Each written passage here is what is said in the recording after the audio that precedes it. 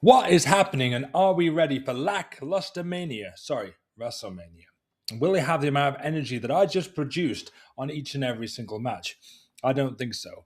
The problem with this year's build to WrestleMania, I've been watching the Raws, have dabbled on SmackDown. The only thing I'm interested in the current WWE product is what is Danhausen up to this week? I don't know. Very good, very evil. Very nice, very evil. Should have got that right. Should have bought a t shirt. But the other matches, what is going to happen at this year's WrestleMania? That's what I'm concerned about. Night one and night two, I'm still not sold on the entire idea of having one night and another night. It's not something I like whatsoever. But splitting it into two big main events. Main event of night one, Cody Rhodes versus Randy Orton. Are we bothered about that match? Is there going to be any major shift or any major change? Anything huge happening after that show? I don't think so. Do I care about who wins or who loses? Not particularly. Is Randy Orton the right guy to lead the company? Maybe 10, 15 years ago. And this is not an ageist thing whatsoever. I myself am a pro wrestler who's over 40 years of age, but I saw a statistic recently of how many of the title holders now in WWE are over the age of 40. And you've got some people like R-Truth who's over the 50 limit. Nothing wrong with that, but isn't this meant to be like a new generation? Isn't this meant to be the new best place to be for all the young wrestlers? And then you've got night two. You've got Obafemi Brock Lesnar. Okay, Obafemi is somebody we should be looking at to build to the future. I'm interested to see how that one ends out, but we know Brock Lesnar's got a reputation, and if there's certain people in the background pulling certain strings, he's going to come out looking strong on that one, and Obafemi is not. CM Punk versus Roman Reigns, the main event of night two. Is that the match that's going to be the defining moment of this WrestleMania? Well, if you look at the ticket sales or lack thereof, that might not be. You might have your answer right there. Are people interested? Are CM Punk and Roman Reigns both great wrestlers, both great workers? Are they capturing the fans, even with their shoot style promos, even with trying to be smart, trying to get under the skin, trying to weave parts of reality in this? People are not interested. They're not putting down the money. They're not buying tickets. Are they going to watch it on the night? People watch on free streams. Netflix is free for people. The ESPN service in the US, people have got that as part of a package anyway. TV ratings are going to fluctuate. It's not like people putting money down as it was for, let's say, WrestleMania 14. When you've got the main event, Stone Cold Steve Austin against Shawn Michaels, with Mike Tyson involved.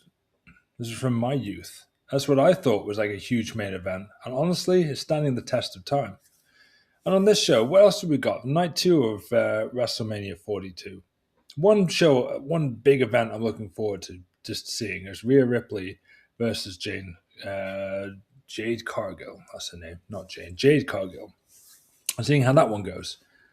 I want to see how much they've prepared and practiced the match because I think that's going to be obvious to keep up with Jade's shortcomings. I know she was trained by Bryan Danielson for a while there in AEW. I have seen a few of her matches and some of her appearances here in WWE. I'm not entirely convinced. I don't think she's the whole package. She's got a great look, like great athletic ability, but is wrestling really for her? I'm not sure. And on the biggest stage of them all, being the most high-class women's match. Now, I heard that the Io Sky and Asuka match was cancelled or pushed back or due to injury or whatever. That one would have been a much more of an intriguing match for night one and night two. But hoping to see a good showing from Rhea Ripley. As an up-and-coming star on this event, Dominic Mysterio versus Finn Balor? Yeah, that could be a really good match as well. Depends how they put it on the card and how they place it. That could be one which we've forgotten, but it could be a forgotten classic. But I thought I'd have a look back and say a WrestleMania from my youth. What was a WrestleMania which I really liked? I mentioned a little bit about WrestleMania 14 from 1998. And these are way over like 20, 25 years ago at this point. And I thought, why don't we just go back even further? Over 30 years. What about WrestleMania 10? Who do we have on the card of WrestleMania 10? Well, the main event was Bret Hart overcoming Yokozuna. But Bret Hart had another match on that card, if you remember. It was Bret Hart versus Owen Hart. The brothers, like the first time that they fought in WWF television. And they had an amazing match at WrestleMania 10. if not bettered by the cage match that they had at SummerSlam a couple of months afterwards. Stars like Razor Ramon versus Shawn Michaels in a ladder match. Clips from that are shown, I think, on the intro to all WWE shows today. That match was on the same card as the Owen and Brett one. You got two matches there stood the test of time.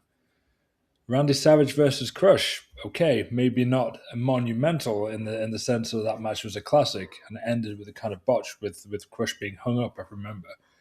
But it's significant. Randy Savage's last singles match in the WWF. All these things happened at the same card on one night on WrestleMania 10.